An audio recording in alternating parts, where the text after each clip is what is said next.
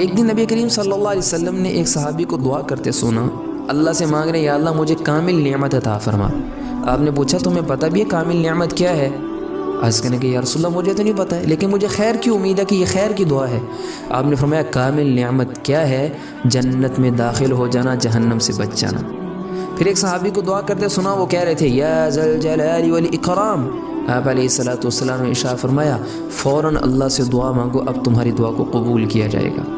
اور ایک صحابی کو دعا کرتے سنا، وہ کہہ رہے تھے یا اللہ مجھے صبر عطا فرما۔ آپ علیہ السلام نے ارشاد فرمایا اللہ کے بندے تم اللہ سے مصیبت مانگ رہے ہو، مطلب یہ کہ تم صبر مانگ رہے ہو، اور صبر تو مصیبت پر کیا جاتا ہے۔